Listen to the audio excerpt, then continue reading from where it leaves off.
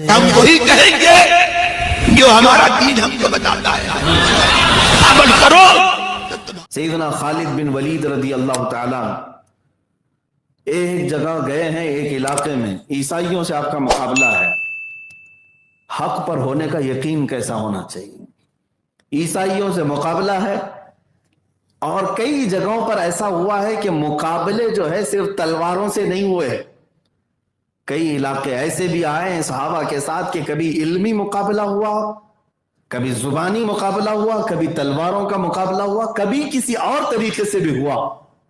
جو میں مقابلہ آپ کو بتانے جا رہا ہوں وہ آج کے حالات سے اور مجھے جس طرح سے لوگ ابھی پہچانتے ہیں اس سے ریلیٹڈ چیز ہے۔ حضرت خالد بن ولید جب پہنچے تو عیسائیوں نے کیا کہا جانتے ہیں؟ کہا کہ اے خالد، ہم آپ سے تلواروں سے نہیں لڑیں گے، ایک چیز سے ہم فیصلہ کر لیتے ہیں، ایک نہایت ہی خطرناک قسم کا زہر لایا، زہر لا کر کے عیسائیوں نے سامنے رکھا، کہا کہ ہم دونوں میں سے آگے بڑھتے ہیں، جو حق جماعت پر ہوگا وہ اس کو بغیر کسی خطرے کے پی جائے گا، اس کو پی جائے گا۔ حضرت خالد بن ولید نے نہ ادھر دیکھا نہ ادھر دیکھا، سیدھے آگے بڑھ گئے۔ باطل چیلنج تو کرتا ہے، مقابلہ کرنے کی بات تو کرتا ہے، لیکن سامنے کبھی نہیں آتا، یہ تاریخ رہی ہے، حدیث پاک میں موجود ہے۔ پیش تو انہوں نے کیا، زہر بھی لائے اور زہر بھی رکھا گیا، اور جب عیسائی سامنے آئے تو انہوں نے یہی سوچا کہ میاں یہ سب باتیں ایسی ہیں، ڈرانے کے لیے کہا جاتا ہے، جیسے بعض لوگ کہتے ہیں نا کہ اگر تو مجھے ہرا دے گا تو 1 کروڑ کی کار دے دوں گا، کہہ دینے کی باتیں الگ ہوتی ہیں، بعض لوگ یہ سمجھتے ہیں کہ یہ ایسے ہی کہہ دیتے ہیں، لیکن وہ صحابہ تھے جو کہتے تھے وہ کرتے بھی تھے۔ جب عیسائیوں نے مقابلے کی بات کی، اور یہ مقابلہ مباہلہ کہلاتا ہے، حضرت خالد بن ولید سامنے بڑھے، اس زہر کی شیشی کو اٹھایا اور اپنے منہ سے لگا لیا۔ فرمایا گیا کہ اس زہر کی شیشی تو دور کی بات، اس زہر سے اگر کسی کا ہاتھ لگ جائے، انگلی لگ جائے تو پوری جسم کی چمڑی نکل سکتی تھی۔ اتنا خطرناک قسم کا زہر کہ اگر ایک بوند چلا جائے تو اس کی انتڑیاں پھٹ جائیں، وہ پوری شیشی حضرت خالد بن ولید نے اٹھا کر پی، اور اس کے بعد ان عیسائیوں سے کہا اب تمہاری باری ہے، تم میں سے کوئی آ سکتا ہے؟ وہ سارے کرسیاں چھوڑ کر بھاگ نکلے۔ یہی ہے حق اور باطل کا معرکہ۔ خط امتیاز جو ہے حضرت خالد بن ولید سے، لوگوں نے یہ کہا کہ آپ کو ڈر نہیں لگا، آپ کو خوف نہیں ہوا؟ اتنا خطرناک قسم کا زہر آپ نے پی لیا۔ اب جو حق جماعت پر ہوتا ہے اس کا توکل دیکھیں۔ حضرت خالد بن ولید نے فرمایا ڈر کس بات سے لگے گا؟ زہر سے نہیں، مجھے میرے مصطفیٰ کی بات پر یقین ہے۔ میرے آقا صلی اللہ تعالیٰ علیہ وسلم نے فرمایا جس نے یہ پڑھا بسم اللہ الذی لا یضر مع اسمہ شیء فی الارض ولا فی السماء وہو السمیع العلیم، اس پر نہ زہر اثر کرے گا نہ سحر اثر کرے گا۔ میں نے یہ پڑھ لیا اور پی لیا، باقی میری کوئی طاقت و قوت نہیں تھی۔ اللہ اکبر۔ یہ اہل حق کی علامت ہے کہ وہ اپنے نبی سے بے پناہ محبت کرتے ہیں تو ان کی ہر بات پر یقین بھی رکھتے ہیں۔ عزیزان گرامی وقار، یہ باطل اور حق کے معرکے اور مقابلے بہت تاریخ میں ہیں، لیکن الحمدللہ جو زمین پر قائم رہنے والی جماعت ہے وہ اہل حق کی ہی ہے، اہل حق کی ہے۔ حق بسا اوقات ایسا بھی ہوا کہ مقابلوں میں ہمارے سر بھی گئے، ہمارے جسم بھی گئے، لیکن اہل حق نے اس کو کبھی بھی عیب نہیں سمجھا، عیب نہیں سمجھا۔ ہماری جان جاتی ہے تو جائے، اس لیے کہ ہمارا نعرہ یہ ہے جان دے دی دی ہوئی اسی کی تھی، جان دے دی دی ہوئی اسی کی تھی۔ حق تو یہ ہے کہ حق ادا نہ ہوا، یہ بزرگوں نے فرمایا اللہ رب العزت اور اس کے حبیب پاک کے لیے بات آ جائے تو پھر ایک جان کیا ہے، اگر ہوں کروڑوں تیرے نام پر سب کو وارا کروں۔ میرے عزیزوں، سیدنا خالد بن ولید رضی اللہ تعالیٰ عنہ کی بات نہیں، اہل حق کا جو یقین ہے نا، جو توکل ہے، وہ بہت اعلیٰ درجے کا ہے، اعلیٰ درجے کا۔ آج میں وہی چیز آپ کے سینے میں ڈال کر جانا چاہتا ہوں۔ آپ کو جب یہ یقین ہے کہ اسلام ہی سچا ہے، میرے نبی کی ذات ہی سچی ہے، تو پھر یاد رکھنا ہر خطرے سے تم نپٹ سکتے ہو، آندھیوں کا رخ موڑ سکتے ہو، طوفانوں کے منہ کو موڑ سکتے ہو، لیکن یقین ہو کہ میرا دین سب سے سچا ہے اور میرے نبی کی ذات سب سے سچی ہے، اور اللہ رب العزت پوری کائنات کا پیدا کرنے والا ہے، اسی کے دست قدرت میں ساری ملکیت ہے۔ وہ اگر چاہے تو آگ کو جلانے کا حکم دے، وہ اگر چاہے تو سمندر کو غرق کرنے کا حکم دے، اور اگر وہ حکم نہ کرے تو نہ چھری چلتی ہے، نہ آگ جلاتی ہے، نہ سمندر ڈبوتا ہے، اگر اللہ کا حکم نہیں آیا۔ بعض لوگ یہ کہتے ہیں کہ یہ چیزوں کی فطرت ہے، جیسے آگ کی فطرت ہے جلانا، چھری کی فطرت ہے کاٹنا، پانی کی فطرت ہے غرق کرنا، ہم بھی مانتے ہیں یہ ان چیزوں کی فطرت ہے، لیکن ان کے اندر تاثیر دینے والا کون ہے؟ اللہ رب العزت ہے۔ آگ کے اندر گرمی کی تاثیر اللہ رب العزت نے دی، چھری کو کاٹنے کی تاثیر اللہ نے دی ہے، پانی کو غرق کرنے کی تاثیر اللہ نے دی ہے، اور اگر وہ رب ذوالجلال نہ چاہے تو یہ چیزیں کچھ نہیں اثر کر سکتی، کچھ نہیں ہے۔ اس کی مثالیں ہمارے پاس موجود ہیں۔ اوائے میں آپ کو بتاؤں، وہ تو زہر انہوں نے پی لیا سیدنا خالد بن ولید، اور پھر اس کے بعد ایک دو نہیں کئی سال تک باحیات رہے۔ زہر ایسے پیا جیسے شربت پیا، اور نہ ان کے جسم پر کوئی اثر آیا اور نہ ہی کوئی خطرہ کبھی لاحق ہوا۔ حضرت خالد بن ولید کا یہ معاملہ تھا۔ ان کے زمانے کے بعد ایسے مقابلے اور مباہلے حق و باطل کے درمیان ہوتے رہے، لیکن اللہ تبارک و تعالیٰ نے ہمیشہ حق کو فتح عطا فرمائی۔ وہ واقعہ بھی آپ کے سامنے رکھتا ہوں کہ ہم دور کیوں جائیں، ہندوستان کی سرزمین پر سلطان الہند معین الدین غریب نواز رضی اللہ تعالیٰ جب اجمیر کی سرزمین پر آپ کا بول بالا تھا، اور کفار و مشرکین نے اس وقت بھی آپ کے لیے بڑی مصیبتیں کھڑی کر رکھی تھیں، کیا کیا چیزوں سے نہیں پریشان کیا، پانی بند کر کے پریشان کیا، آپ کے اوپر آگ پھینک کر کے، کبھی پتھر برسا کر کے، کبھی جادو کے ذریعے سے بہت سارے حملے کر کے انہیں دیکھا کہ حق جماعت کو پنپنے نہ دیا جائے، لیکن وہ کچھ نہیں کر سکے، یہاں تک کہ 800 سال کے بعد بھی اس غریب نواز کو اجمیر سے نہیں باہر کر سکے۔ الحمدللہ سرکار غریب نواز رضی اللہ تعالیٰ عنہ کو اللہ تعالیٰ نے حق کا سفیر بنا کر کے بھیجا، اور میرے مصطفیٰ کریم صلی اللہ علیہ وسلم کی محبتوں کا امین بنا کر بھیجا۔ آپ کے ساتھ بھی ایک معاملہ ایسا پیش آیا کہ آپ گزر رہے تھے اور آگ کے پجاری آگ جلا کر کے ہون کر رہے تھے۔ ہاں، بعض لوگوں کے نزدیک یہ اگنی پوجا بھی تو ہے، اور وہ آگ کو اپنا دیوتا بھی سمجھتے ہیں، ماں بھی سمجھتے ہیں، اور کیا کیا سمجھتے ہیں واللہ اعلم۔ آگ کو بھی اپنا دیوتا سمجھتے ہیں کہ ٹھیک ہے، آگ بھی ہمارا خدا ہے۔ خدا اپنے بندے سے محبت نہ کرے تو پھر کون کرے؟ ہمارا تو عقیدہ یہی ہے کہ ہمارا خدا ہمیں پالتا ہے، عقیدہ یہی ہے، وہ رب ہی ہے جو ہماری ساری ضرورتیں پوری کرتا ہے۔ اور جن لوگوں نے آگ کو خدا کہا، ہمارا سوال یہی ہے کہ یہ خدا تم سے محبت کیوں نہیں کرتا؟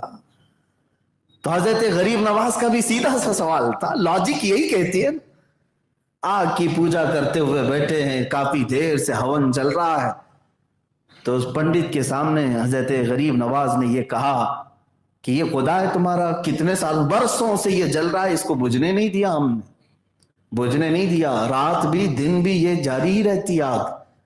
تو آپ نے کہا ذرا اس میں ہاتھ تو ڈال کے دکھاؤ، اس میں ہاتھ ڈال کے دکھاؤ۔ اس پجاری نے کہا ایسا کیسے ہو سکتا ہے، یہ جلائے گی۔ کہا پھر وہ تم کو ہی جلاتی ہے تو خدا کیسے ہے؟ وہ تم تو عبادت کر رہے ہو، اس کی پوجا کر رہے ہو، کم سے کم تم کو تو بخش دینا چاہیے، چھوڑ دینا چاہیے۔ اس نے کہا میاں یہ سب باتیں مت کرو، اس کی تاثیر یہی ہے کہ یہ جلائے، آگ کی فطرت ہے وہ جلاتی ہے، ہم تو اس کی پوجا کرتے ہیں، ہم تو اس کی عبادت کرتے ہیں۔ حضرت غریب نواز رضی اللہ تعالیٰ عنہ نے فرمایا پھر یہ کیسا خدا ہے جو تم پر بھی رحم نہیں کرتا؟ میرا خدا تو مجھ پر رحم فرماتا ہے، میرا رب مجھ پر رحم فرماتا ہے، میں بھوکا ہوں تو کھلاتا ہے، میں کمزور ہوں تو طاقت دیتا ہے۔ ہمارا یقین یہی ہے، اللہ رب العزت ہے. میں بیمار ہوں تو صحت وہ دیتا ہے, میں اگر اندھا ہوں تو مجھے اجالے وہ دیتا ہے. ہمارا یقین یہ ہے. اور تم تو ہاتھ ڈالنے سے بھی گھبرا رہے ہو, ہاتھ ڈالنے سے بھی گھبرا رہے ہو. قسم رب ذوالجلال کی, اگر کسی نے ہم سے کہا اگر تو اپنے رب کی بارگاہ میں سجدہ کرنے کو حق سمجھتا ہے تو کیا تیری گردن پر میں چھری رکھ دوں؟ اگر کسی نے مجھ سے بھی یہ کہا, انشاءاللہ العزیز ہم یہ کہیں ایک چھری کیا 1000 چھری رکھو سجدے میں, ہمیں منظور ہے, اس لیے کہ ہم نے اپنی جان بھی اللہ ہی کے لیے رکھی ہے اور دی ہوئی اسی کی ہے. تو آگ اگر خدا ہے تو اسی میں اگر ہاتھ ڈال کر کے جل جانے میں کیا فرق پڑتا. لیکن ڈر بھی تھا, خوف بھی تھا انہیں. اور اس کے بعد کہا یہ درویش آیا, یہ فقیر آیا ہے, منطقی باتیں اور فلسفی باتوں سے ہمارے پجاریوں کو بہکا رہا ہے. اس پنڈت نے کہا اچھا تم جو اس طرح سے فلسفی باتیں منطقی باتیں کر کے ہمارے لوگوں کو گمراہ کر رہے ہو تو کیا تمہارا یقین نہیں ہے کہ آگ جلائے گی؟ آگ نہیں جلائے گی. حضرت غریب نواز نے کہا اگر میرا مولا نہ چاہے تو نہیں جلائے گی, میرا رب نہیں چاہے تو نہیں جلائے گی, تیرا تو ڈائریکٹ خدا یہی ہے. تو اس نے کہا کہ تم ہاتھ ڈال کر کے دکھاؤ. اس پجاری نے کہا تم ہاتھ ڈال کر کے دکھاؤ. حضرت غریب نواز رضی اللہ تعالیٰ عنہ نے ہاتھ کیا, وہ پنڈت جو اگنی ہون کر رہا تھا اس کی گود میں ایک 1.5 سال یا 2 سال کا بچہ تھا, اس بچے کو اٹھا لیا اور ہاتھ نہیں بلکہ خود چل کے اس میں چلے گئے, چل کے چلے گئے, اندر چلے گئے. اور بچہ بھی گیا پنڈت کا, غریب نواز بھی چلے گئے. اب یہاں پر شور مچ گیا. یہ آگ کافی بڑی ہوتی تھی اور ایک ہال میں جلائی جاتی تھی جس کی پوجا ہوتی تھی. تو وہ چیختے چلاتے لوگوں کو جمع کیا کہ یہ جو مسلمان آیا ہے گیا تو گیا, میرے بچے کو بھی لے گیا. اور آگ میں پتہ نہیں کیا ہوا, نظر بھی نہیں آ رہا ہے اندر. لوگ ادھر ادھر سے سب جمع ہوئے, کئی پنڈت آئے, کئی لوگ آئے. اب خدا کو یا تو بجھانا پڑے گا یا تو پھر کوئی دوسرا اس میں داخل ہو کے اسے نکالنا پڑے گا, دوسرا تو آئے گا نہیں. کافی دیر کے بعد جب لوگ جمع ہوئے, 1-2 گھنٹے نہیں گھنٹے گزر گئے, حضرت سرکار غریب نواز اپنے دامن کو جھاڑتے ہوئے اس آگ سے باہر تشریف لائے اور اس کے بچے کو اس کی گود میں دیا. اس نے دیکھا اس کی پیشانی بھی ٹھنڈی ہے, بچے کا جسم بھی ٹھنڈا ہے, آگ کی گرمی تک نہیں لگی. جلنا تو دور کی بات, آگ کی گرمی نہیں لگی. اس پجاری نے بچے کو اپنے سینے سے لگایا. میرے عزیزوں, اس وقت موجود جو لوگ تھے انہوں نے کہا اب ہمیں یقین ہوا کہ وہ خدا سچا ہے جس کا غریب نواز عبادت کرتا ہے, جس کو معین الدین عبادت کرتا ہے.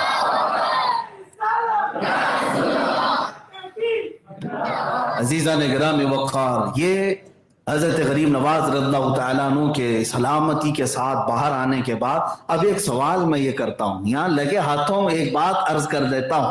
حق و باطل کے درمیان معرکہ ہوا, مقابلہ ہوا, اور جب امتحان کی بات آئی تو اللہ نے فتح ہمیشہ اہل حق کو عطا فرمائی, اہل حق کو عطا فرمائی. اب حضرت سرکار غریب نواز رضی اللہ تعالیٰ عنہ باہر تو آئے. ایک سوال تو بنتا ہے, ایک سوال تو یہ بنتا ہے کہ آپ اللہ کے ولی تھے. کوئی یہ کہتا ہے, اگر کوئی یہ کہے آپ اللہ کے ولی تھے, فنا فی الرسول تھے, عطائے رسول تھے, آپ گئے آگ میں اور اللہ نے آگ کی تاثیر کو ختم کیا اور نہیں جلایا, واپس آ گئے, لیکن بچہ جو گود میں تھا وہ تو پنڈت کا تھا, وہ بھی صحیح سلامت آیا. میرے عزیزو, اب یہاں پر ہم ان منکرین وسیلہ کو جواب دیتے ہیں جو کہتے ہیں وسیلہ نہیں لینا چاہیے. ظالموں, یہاں بتانا یہی مقصود ہے کہ بچہ چاہے کسی کا ہو, یہ دیکھو کہ دامن کس کا لگا ہوا ہے. غریب نواز کی گود سے اگر کسی اور کا بچہ بھی لگ جائے تب بھی اللہ تعالیٰ اسے آگ سے محفوظ کرتا ہے. یہی تو ہمارا عقیدہ اہل سنت و جماعت کا, اور اسی بنیاد پر ہم بزرگوں سے قریب ہوتے ہیں اور ان کے درباروں سے وابستہ اسی لیے ہوتے ہیں. ہم نکمے صحیح لیکن ہمارے سرکار, ان کے ہمارے آقا یہ بڑے بلند مقامات والے ہیں. اعلیٰ حضرت نے بھی تو ہی فرمایا, کیسے آقاؤں کا بندہ ہوں رضا, کیسے آقاؤں کا بندہ ہوں رضا, بول بالے میری سرکاروں کے ہیں.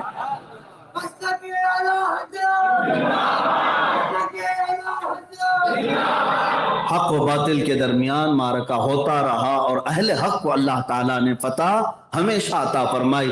میرے عزیزو، سرکار غریب نواز رضی اللہ تعالیٰ عنہ کے اس واقعے کے بعد اور کئی مثالیں ایسی موجود ہیں، لیکن ایک بات یاد رکھنا، ہمیشہ اہل حق کو اللہ نے جو سربلند کیا، ان کے اندر جو وصف تھا، جو خاصیت تھی، وہ اللہ کی ذات پر توکل، اللہ کی ذات پر یقین اور مصطفیٰ کریم صلی اللہ علیہ وسلم سے بے پناہ محبت۔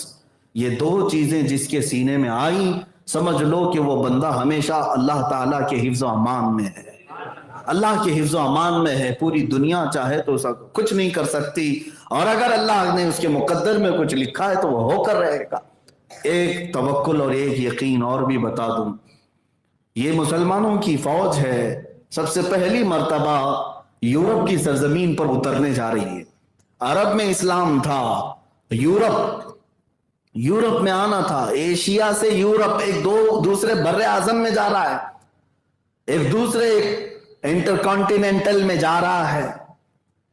اب اس وقت حالات کیا تھے؟ عرب اور یورپ کو جوڑنے والا جو سمندر ہے میڈیٹرین سی، آج بھی وہ سمندر دیکھا ہوگا لوگوں نے، کافی بڑا سمندر، اس سمندر کو عبور کر کے صحابہ تابعین کی جماعت یورپ میں اتر رہی، اور سپہ سالار کا نام ہے طارق بن زیاد، طارق بن زیاد، اور جوانی کا عالم ہے، اور یہ مجاہدین کی ایک فوج لے کر اسپین کی سرزمین پر اترا۔ جب وہاں پر، اسپین کو پہلے اندلس کہا جاتا تھا، آج اسپین ہے، طارق بن زیاد اپنی فوج کو لے کر کے جب اترا تو اس کے بعد سارے لوگوں کو جمع کر کے ایک بار سوال کیا، کوئی اگر جانا چاہے تو ابھی راستے تیار کھلیں، جا سکتا ہے۔ کسی نے بھی جانے کی بات نہیں کی، تو جن کشتیوں میں بیٹھ کر کے آئے تھے ان کشتیوں کو کنارے لایا گیا اور ان تمام لکڑی کی کشتیوں کو آگ لگا دی گئی، کیونکہ اب سواری ہے، سواری کو کیوں جلایا؟ مجاہدین نے پوچھا کہ یہ کشتیاں سواری ہیں جن میں بیٹھ کر کے عرب سے لے کر یورپ کا سفر کیا، جلائے کیوں؟ یہی اہل حق کی علامت ہے۔ طارق بن زیاد نے کہا، اس لیے کہ ہم باطل سے لڑنے جا رہے ہیں، اور کسی کے سینے میں یہ شک بھی نہ ہو کہ ہم جان بچا کر واپس جا سکیں۔ ہم میں سے کسی کو یہ ہلکی سی امید بھی نہیں ہونی چاہیے کہ اگر سختیاں ہو گئی ہمارے اوپر تو ہم جان بچا کر کے واپس ان کشتیوں میں بیٹھ کر کے عرب چلے جائیں گے۔ میں نے کشتیاں اس بات پر جلائی ہیں کہ جس زمین پر ہم اترے ہیں اللہ اس کے رسول کا نام لے کر، یا تو پھر ہماری قبر بنے گی یا تو پرچم اسلام لہرائے۔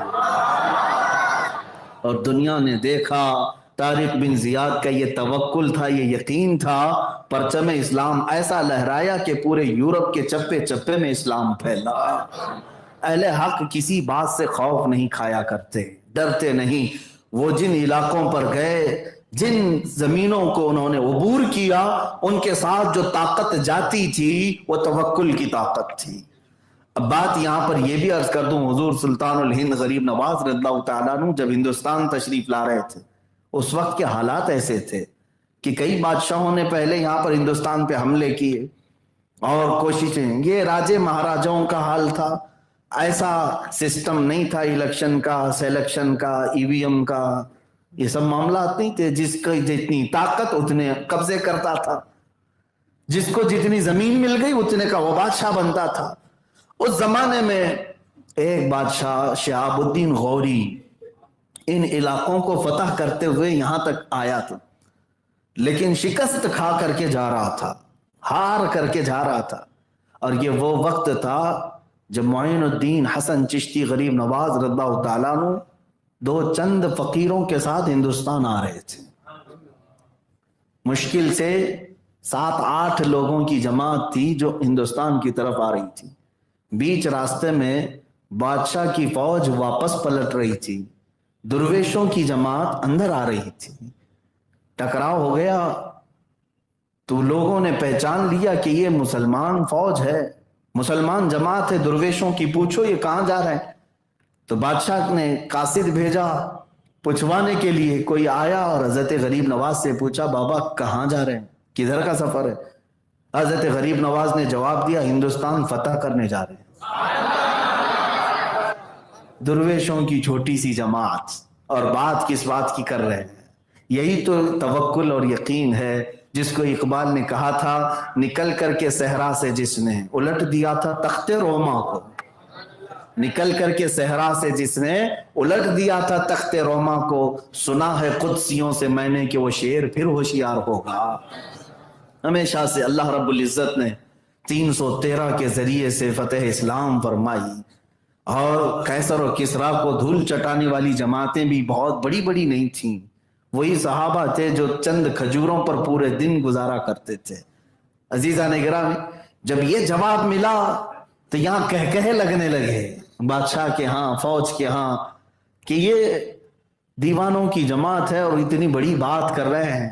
اکثر ایسا ہوتا ہے کہ جب کبھی کوئی چھوٹا بڑی بات کرے تو لوگ اس کا مذاق اڑاتے ہیں یہاں پر، لیکن انہوں نے جس کو چھوٹا سمجھا ہوگا وہی در حقیقت پورے ہند کا بادشاہ بھی تھا۔ اس نے کہا کہ آپ نے دیکھا ہماری فوج کو، ہمارے اتنے ہاتھی گھوڑے ساز و سامان، اتنی بڑی فوج لشکریاں، اور ہم شکست کھا کر کے آ رہے ہیں، بڑی طاقتیں وہاں پر موجود ہیں۔ آپ نے جواب بہت ہلکے انداز میں یہ دیا، ہاں فرق یہی ہے شہاب الدین تو گیا تھا ہاتھی گھوڑوں کے بھروسے، معین الدین اللہ کے بھروسے جا رہا ہے۔ یہ توکل اہل حق کو ہمیشہ فتح یاب کرتی ہے، یہ توکل اللہ کی ذات پر یقین اہل حق کو ہمیشہ سر بلند رکھتی ہے۔ عزیزان گرامی وقار، آج بھی میں ایک جملہ دے جاتا ہوں آپ کو جو ہمیشہ تمہارے دلوں کو مطمئن رکھے گا اور حوصلہ بڑھا کر کے رکھے گا۔ وہ دن یاد کرنا جب میرے آقا صلی اللہ تعالی علیہ وسلم کے قتل کا منصوبہ بن گیا اور پورے گھر کا گھیراؤ کر لیا کافروں نے، تلواریں سونت لی۔ ان حالتوں میں میرے آقا صلی اللہ علیہ وسلم کو میرے رب ذوالجلال نے صحیح سلامت ان کے سامنے سے نکالا، کوئی ایک بھی مشرک حضور کو دیکھ نہیں سکا۔ ہجرت کی رات، اور حضرت ابوبکر صدیق کو لے کر میرے آقا مدینے کے راستے نکلے، لیکن درمیانی راستے میں غار ثور میں حضور صلی اللہ علیہ وسلم نے 3 دن تک قیام فرمایا۔ وہ پہاڑ پر اونچے ٹیلے پر ایک غار ہے جس میں 2 لوگ بیٹھ سکتے ہیں، 3 دن تک وہاں قیام ہوا۔ اب میں آپ کو جو بات بتانے جا رہا ہوں، یہ غار ثور کا واقعہ اتنا اہم ہے کہ قرآن میں ذکر ہوا، 10ویں پارے میں اس کا ذکر آ گیا۔ وہ وقت بھی آیا کہ مشرکین پوری جگہوں پر ڈھونڈنا شروع کر دیے حضور صلی اللہ علیہ وسلم اور حضرت ابوبکر کو۔ ہر کونے پر انہوں نے قاصد بھیج دیے مکہ کے ہر سرحد پر کہ کس طرف گئے ہیں، اور وہ قدموں کے نشان دیکھتے دیکھتے دیکھتے غار ثور تک بھی پہنچ گئے۔ غار ثور یعنی وہ پہاڑ کی اونچائی 5000 فٹ اونچی ہے، چڑھ کر کے اگر آئیں تو 8 دن تک پٹھے درد کرتے ہیں۔ آج بھی میرے عزیزو غار ثور تک پہنچ گئے، اور حضرت ابوبکر صدیق فرماتے ہیں مجھے ان مشرکین کے پیر نظر آنے لگے، ان کی آہٹ بھی محسوس ہو گئی۔ یہاں تک قریب آ گئے، یہ 2 لوگ ہیں اور وہ ایک پوری جماعت آئی ہے، اور بری نیت سے آئے، گرفتار کریں گے، قید کریں گے، ماریں گے، کچھ بھی کر سکتے ہیں۔ اللہ تبارک و تعالیٰ کو جب حفاظت فرمانا ہے تو حفاظت کسی بھی انداز سے کرتا ہے۔ روایتیں بتاتی ہیں کہ ایک مکڑی نے جالا بنا اور ایک کبوتری نے انڈے دیے، اور وہ دیکھ کر کے وہ مشرکین یہ سمجھ گئے کہ برسوں سے یہاں کوئی شخص آیا نہیں ہے۔ ایک مکڑی کا جالا، ظاہر سی بات ہے اگر کوئی آیا ہوگا تو یہ جالا ٹوٹ چکا ہوتا، تو وہ وہاں سے الٹے پاؤں واپس ہو رہے تھے۔ لیکن جو غار کے اندر کا ماحول تھا وہ قرآن نے بیان کیا۔ وہ کیا تھا؟ صدیق اکبر کا دل بے چین ہونے لگا، اپنی جان نہیں مصطفیٰ کی جان، حضور کی ذات کو فکر کرتے ہوئے کہ کہیں کوئی کافر غزن نہ پہنچائے۔ آپ گھبرانے لگے بار بار کہ یہ قریب آ گئے، قریب آ گئے، ان کے پیر نظر آنے لگے۔ تب میرے آقا صلی اللہ علیہ وسلم نے ان کے سینے پر ہاتھ مار کر ایک جملہ فرمایا، وہ جملہ قرآن پاک میں آ گیا ہے۔ میرے آقا صلی اللہ علیہ وسلم نے فرمایا لا تحزن ان اللہ معنا، اے ابو بکر گھبرا مت، اللہ ہمارے ساتھ۔ یہ جملہ ایسا تھا کہ حضرت ابو بکر صدیق فرماتے ہیں پھر اس کے بعد زندگی بھر مجھے کسی چیز سے کبھی خوف نہیں ہوا، مسلمانوں یہ جملہ یاد رکھو، جب کبھی کوئی آفت آئے تو یہی کہنا لا تحزن ان اللہ معنا، کوئی گھبراؤ مت۔ اپنے بچوں سے بھی یہی کہنا بچے گھبرانا مت، اللہ ہمارے ساتھ ہے۔ کس کے جو بندے اس کو اکبر کہتے ہوں صبح سے شام تک، کیا اللہ ان کے ساتھ نہیں ہے؟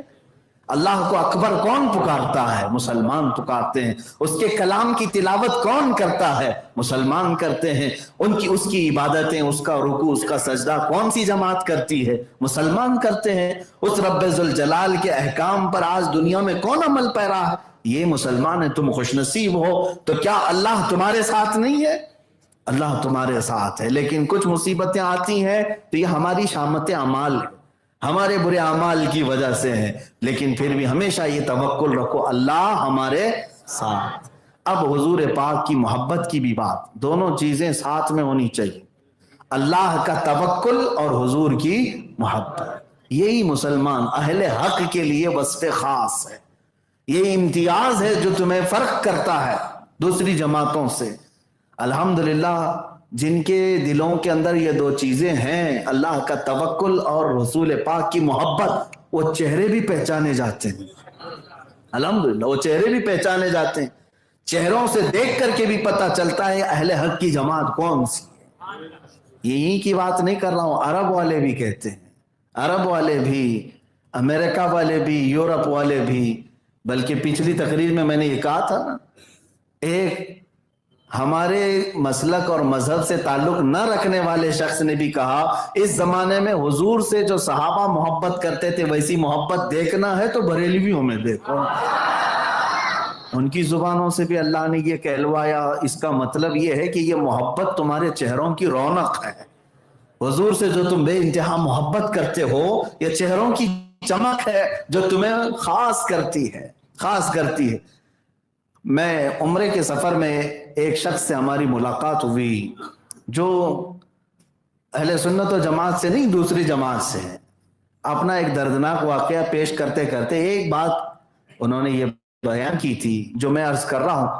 کہا کہ میں اکثر ایسا ہوتا کہ راستے میں جب بھی جاؤں کہیں پر بھی نماز پڑھ لیتا ہوں جو بھی مسجد مل جائے، لیکن مفتی صاحب ایک بات ہے کہ میں مسجد میں جاتے ہی پیچھے سے دیکھ کر کے بھی سمجھ جاتا ہوں کہ ہماری کون سی ہے، ان کی آپ کی کون سی ہے۔ لوگ سجدے میں ہیں، رکوع میں ہیں یا قیام میں ہیں تو وہ کہتے ہیں کہ آپ کی جو بریلویوں کی مسجد ہے، جماعت ہے، پیچھے سے دیکھ کر کے پہچان لیتا ہوں اور میں قدم بھی پیچھے لے کر چلا جاتا ہوں، کیونکہ دوسروں کو وہاں تکلیف ہوتی جو بھی ان کے معاملات ہے۔ میرے عزیزو، میں یہاں بات یہ عرض کر رہا ہوں کہ اللہ نے تمہارے چہروں پر کیا تمہاری پشت پر بھی وہ علامتیں رکھی ہیں، حق پر ہونے کی یہ علامتیں ہیں، وصف خاص۔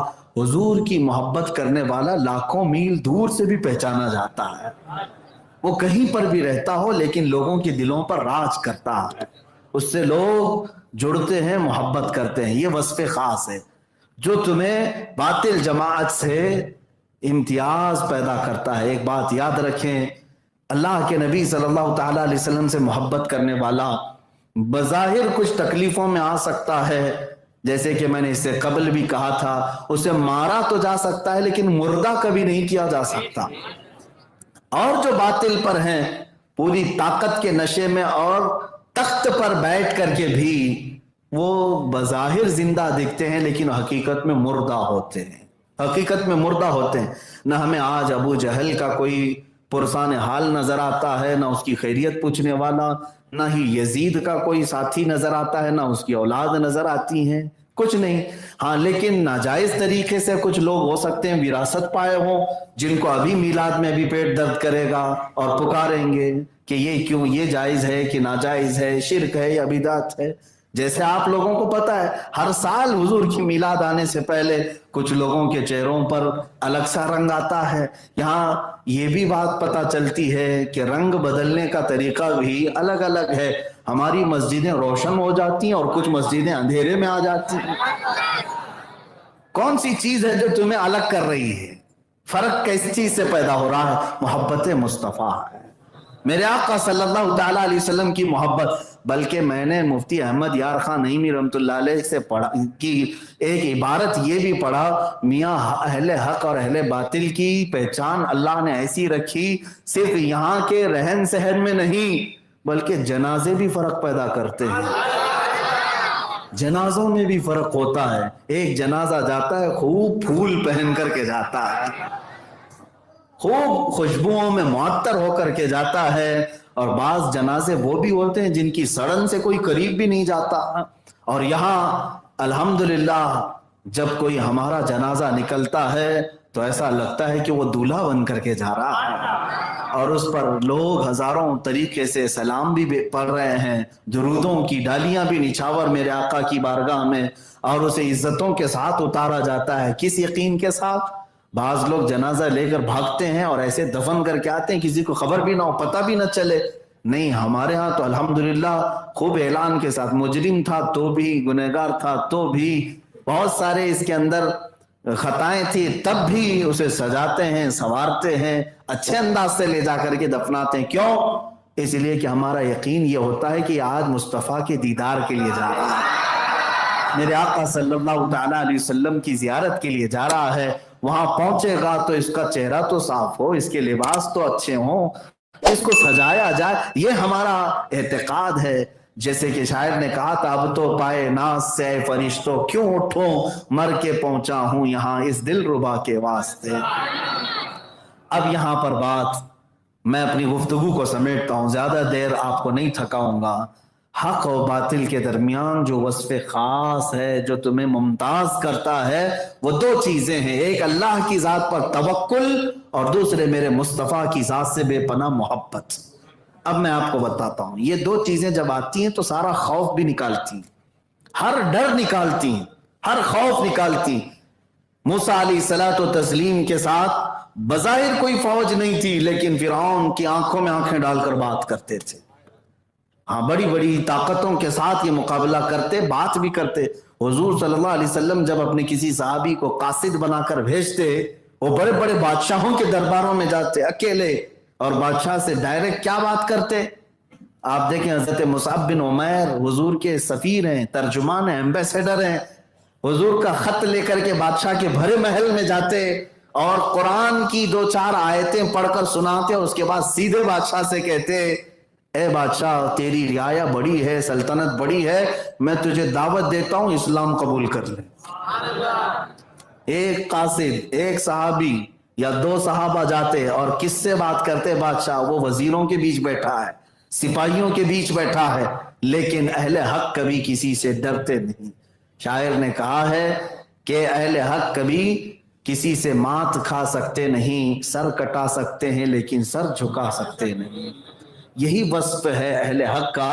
میں جو آخری بات عرض کرتا ہوں وہ یہ ہے، بڑی دل نشین بات ہے، دل میں بیٹھنے والی بات ہے، اور ہم سنیوں کے لیے جان میں جان پیدا کرنے والی بات ہے، ایمان میں جلا بخشنے والی بات ہے. جو چیز ہے توجہ سے سنیں، جو چیز ہمارے لیے یہاں بھی ضروری ہے وہاں بھی ضروری ہے. حضرت عمر فاروق رضی اللہ تعالیٰ عنہ حضور صلی اللہ علیہ وسلم کی مجلس میں بیٹھے ہیں. حضور پاک صلی اللہ تعالیٰ علیہ وسلم قبر کا تذکرہ فرما رہے تھے. کس چیز کا تذکرہ فرما رہے؟ ہاں، حدیث پاک میں حضور نے فرمایا سارے صحابہ سے کہ تمہیں پتہ ہے جب ایک میت کو قبر میں رکھا جائے، تم اس کی تختیاں بند کر کے چلے جاتے ہو تو اللہ کے 2 فرشتے آتے ہیں. حضور فرماتے ہیں کالے چہرے والے، نیلی آنکھوں والے اور سخت قسم کے ناخن اور ان کے دانت بڑے بڑے، ان کی صفات حضور بیان کر رہے تھے. نہایت ڈراؤنی شکل کے ہوں گے اور وہ آ کر کے ہر میت سے سوال کریں گے. حضور پاک صلی اللہ علیہ وسلم سوالات بتا رہے تھے اور فرما رہے تھے کہ قبر کی سختیاں بہت ہیں اور وہ سخت قسم کے فرشتے کسی پر رحم نہیں کریں گے، سختی سے سوال کریں گے. صحابہ کو یہ باتیں ہو گئیں. اس کے بعد حضور پاک صلی اللہ علیہ وسلم نے حضرت عمر سے پوچھا، اے عمر، جب یہ 2 فرشتے آئیں گے، عینانی ازرقانی، نیلی آنکھوں والے، کالے چہرے والے، تب تم کیا کرو گے؟ تم کیا کہو گے؟ کیا کرو گے؟ توجہ. حضرت عمر فاروق عرض کرتے، یا رسول اللہ صلی اللہ علیہ وسلم، آپ کی بارگاہ میں ایک عریضہ یہ ہے، آج جو میں آپ سے محبت کرتا ہوں، کیا میرے مرنے کے بعد قبر میں یہ محبت باقی رہے گی؟ میں جو آج آپ سے محبت کرتا ہوں، یہی محبت قبر میں بھی باقی رہے گی؟ رسول پاک صلی اللہ علیہ وسلم نے ارشاد فرمایا، اے عمر، دنیا کی محبتیں ختم ہوگی، میری محبت حشر میں بھی باقی رہے گی، حشر میں بھی باقی رہے گی، قبر میں بھی باقی رہے گی۔ جب میرے آقا نے یہ فرمایا کہ یہ محبت باقی رہے گی جو حضور سے کرتا ہے، حضرت عمر خوش ہوتے ہیں اور کہتے ہیں، یا رسول اللہ، تب تو ان فرشتوں سے نپٹنا میرے اوپر چھوڑ دیں۔ ڈرتا نہیں، مومن صالح اور محب رسول، حضور سے محبت کرنے والا کسی سے خوف نہیں کھاتا۔ ہاں، حضرت عمر نے کہا، یا رسول اللہ، میرے اوپر چھوڑ دے، میں دیکھ لوں گا کیا کرنا ہے ان کے ساتھ۔ اب بات یہاں پر ختم نہیں ہوتی، اس واقعے کو لکھا ہے جن روایتوں میں حضرت عمر کا انتقال ہوا، دفنائے بھی گئے، اور کئی دنوں کے بعد ان کے بیٹے حضرت عبداللہ خواب میں دیکھتے ہیں اپنے والد کو، اور وہ روایت نقل کرتے ہیں۔ حضرت عبداللہ کہتے ہیں، مجھے وہ مجلس یاد تھی جس میں حضور سے حضرت عمر نے یوں کہا تھا، میں نے اپنے بابا جان سے پوچھا، ابا جان، آپ کو قبر میں رکھنے کے بعد کیا ہوا؟ کیا وہ فرشتے آئے تھے جو نیلی آنکھوں والے، کالے چہرے والے، سوالات سختی سے کرنے والے؟ حضرت عمر نے کہا، ہاں بیٹا، وہ آئے تو تھے۔ کہا، کیا سوال کیا؟ وہ آئے اور مجھے اٹھایا اور انہوں نے کہا، من ربک، تمہارا رب کون ہے؟ تمہارا رب کون ہے؟ حضرت عمر کے بیٹے پوچھتے ہیں، آپ نے جواب کیا دیا؟ حضرت عمر کہتے ہیں، میں نے ان سے پوچھا تمہارا رب کون ہے؟ میں نے ان سے پوچھا تمہارا رب کون ہے؟ وہ فرشتے ایک دوسرے کو دیکھنے لگے، یہ کون ہے جو ہم سے سوال کرتا ہے؟ یہ کون ہے جو ہم سے سوال کرتا ہے؟ تب ان فرشتوں میں سے ایک نے کہا، چھوڑ دو اس کو، یہ صاحب رسول اللہ ہے۔ چلو ہم دوسروں کی طرف چلتے ہیں، اور ان فرشتوں نے وہاں سے اپنا سفر دوسری طرف کر لیا۔ یہ محبت مصطفیٰ ہے جو ہر خوف سے آزاد کرتی ہے۔ میرے عزیزو، قبر تو قبر ہے، حشر بھی ہمارے لیے اسی امید پر ہے۔ جانتے ہیں ہم کہ جس کے ہم ثناخواں ہیں آج، وہ بھی تو وہاں ہوں گے، جن کے ہم آج محبت کرتے ہیں وہ بھی تو وہاں ہوں گے۔ میرے عزیزو، میں نے دیکھا ہے بعض لوگوں کو جب یہ پتہ چل جائے کہ فلاں محفل کا سرکردہ لیڈر یہ آدمی ہے، تو لوگ اس کی آؤ بھگت میں لگ جاتے ہیں کہ ذرا صدر صاحب کون ہے معلوم کر لیں، کیونکہ مین سیٹ پر بیٹھنے کا موقع مل جائے۔ صدر صاحب کے آگے پیچھے جائیں، ایک دو دن پہلے سے ان سے ملاقات کرتے رہیں، کہیں کوئی بڑی جلسے ہو رہے ہوں نیتا لوگوں کے لیے، خاص طور پر جہاں پر وہ لوگ اس طرح کا سورس لگاتے رہتے، کون ہے ارینج کرنے والا، مین آدمی کون ہے، ڈھونڈ ڈھونڈ کر کے لوگ جاتے ہیں۔ ایک چھوٹی مجلس جو صبح سے شام میں ختم ہوتی ہے، اس کے لیے سورس لگائے جاتے ہیں، ٹکٹ کہیں سے مل جائے، کون ہے آدمی جو دینے والا۔ میرے عزیزو، یہ دنیا کے جلسوں میں اور یہاں کی محفلوں میں سورس لگاتے ہو، اس کو راضی کرنے کی کوشش کرتے ہو، اور تمہیں یہ خبر نہیں ہے پورے محشر کا میدان کس کے لیے سجایا جا رہا ہے۔ کون ہے وہاں کا دولہا جس کو امام اہل سنت فاضل بریلوی نے فرمایا ہے، خلیل و نجی، مسیح و صفی، سبھی سے کہیں نہ بنی۔ خلیل و نجی، مسیح و صفی، سبھی سے کہیں نہ بنی، یہ بے خبری کی خلق پھری کہاں سے کہاں تمہارے لیے۔ اور میرے عزیزو، اعلیٰ حضرت فاضل بریلوی رضی اللہ تعالیٰ عنہ کے اس فرمان کا دوسرا مفہوم میں یہ بھی عرض کروں کہ ہم جن کے ثناخواں ہیں وہ بھی تو وہاں ہوں گے۔ آج ہم ان سے محبت کریں اس بنیاد پر کہ فقط اتنا سبب ہے انعقاد بزم محشر کا۔ قیامت کیوں ہے؟ اللہ رب العزت سب کے حساب جانتا ہے، کیا وہ نہیں جانتا کہ کون صحیح ہے کون غلط ہے؟ ہمارے گناہوں کو بھی وہ دیکھ رہا ہے، نیکیوں کو بھی دیکھ رہا ہے۔ مرنے کے بعد سیدھا اٹھا کر کے نیک لوگوں کو جنت میں ڈال دیتے، بروں کو جہنم میں ڈال دیتے؟ نہیں، وہاں پر ایک میدان میں کھڑا کیا جا رہا ہے، سب کو ان کا کچا چٹھا کھولنا ہے، اور سارے لوگوں کو ان کے اعمال بتانے کا حکم بھی ہے کہ سب کے سامنے پڑھ کر کے سناؤ۔ یہ سب ہے، حساب کتاب ہے، سفارش چل رہی ہے، شفاعت ہو رہی ہے، یہ سب معاملات اے اللہ تو قادر مطلق ہے، ہر ایک کو جانتا ہے۔ ہر ایک کو پہچانتا ہے، سیدھے قبر سے اٹھا کر جنت میں ڈال دیتا اور جہنم میں پہنچا دیتا نہیں، جس کے متعلق امام زمن فاضل بریلوی کے برادر گرامی حسن رضا خان رحمۃ اللہ علیہ فرماتے ہیں فقط اتنا سبب ہے انعقاد بزم محشر کا کہ ان کی شان محبوبی دکھائی جانے والی ہے۔ وہاں یہ دکھایا جائے گا کہ جس کے تم منکر تھے تو آ جاؤ دیکھو، وہاں پر حال یہ ہے ماں و شما تو دور کی بات ہے، من و تو دور کی بات ہے خلیل اللہ کو بھی حاجت رسول اللہ۔ وہاں تو حال یہ ہے صفی اللہ کو بھی حاجت رسول اللہ کی، وہاں نجی اللہ کو بھی حاجت رسول اللہ کی، وہاں روح اللہ کو بھی حاجت رسول اللہ کی، وہاں پر صفی اللہ، صدیق اللہ، خلیفۃ اللہ، سب کو اگر حاجت ہے تو کس کی؟ رسول اللہ کی۔